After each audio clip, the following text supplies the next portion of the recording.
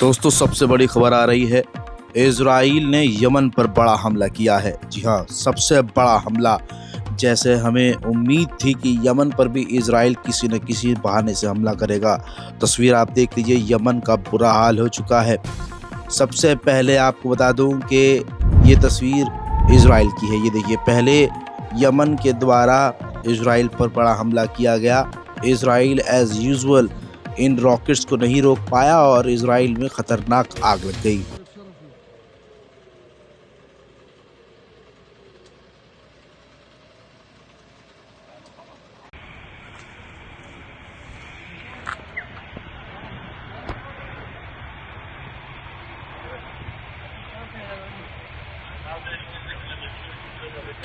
जिसके बाद अब बात इजराइल की इज्जत पर थी और उसको इसी बहाने की तलाश भी थी। जिसके बाद यमन के हुदैदा के इलाके पर इजराइल ने बमबारी कर डाली है।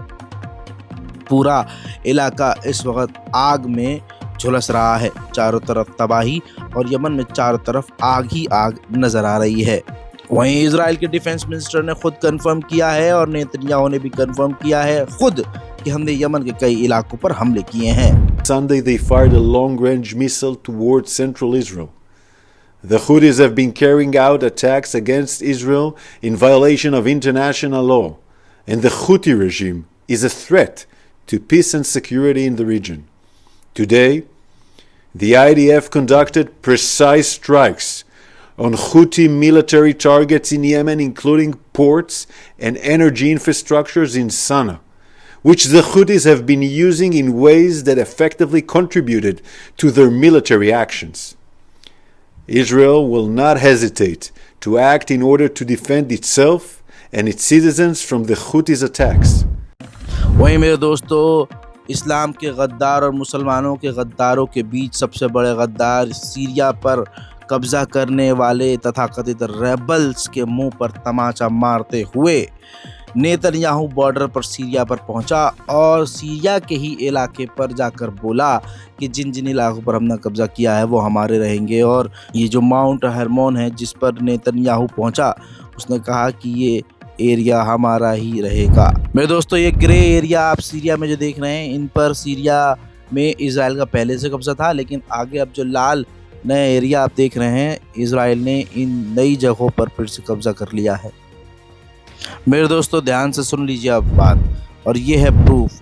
आपके लीडर अस्तगफुरुल्लाह, आपके लीडर अल जिलानी ने कहा है कि हम इजराइल से बेहतरीन रिश्ते चाहते हैं, अच्छे रिश्ते चाहते हैं, हम उसके साथ नॉर्मलाइजेशन चाहते हैं और आगे साथ मिलकर काम करना चाहते हैं।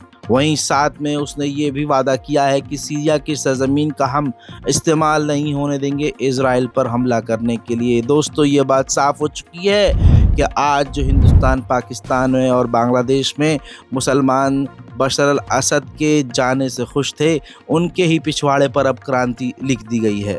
वहीं इसी अल जिलानी के द्वारा सीरिया की नए सरकार के द्वारा ये भी एक्सेप्ट किया गया है कि इजराइल जिस तरह से हमारे इलाकों पर कब्जा कर रहा है, ये दोस्ती वाला कदम नहीं है। अब सबसे बड़ा खेल ये भी समझ लीजिए, बशर अल असद जब भागा है सीरिया से, तो उसने इजराइल को पहले खुद सारी जानकारी दी है कि उसने सीरिया के किन किन इलाकों में कहाँ कहाँ कितने तरह के कैसे कैसे हथियार रखे हैं, ताकि इजराइल उसको तबाह कर दे और इसके बदले बशर अल असद को जाने दे। और हुआ ऐसा ही।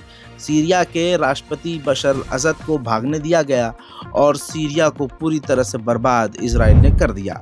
वहीं गाजा में भी सीज फायर की बातचीत हो रही है, कभी भी कंफर्म हो सकता है सीज फायर। कहा जा रहा है कि जैसे वेस्ट बैंक का हाल है वैसा ही गाजा का होगा, यानी इजराइल गाजा में हमेशा की तरह मौजूद रहेगा। ज़्यादा से ज़्यादा इस रिपोर्ट को शेयर कीजिए, इस चैनल को सब्सक्राइब कीजिए। जय हिंद।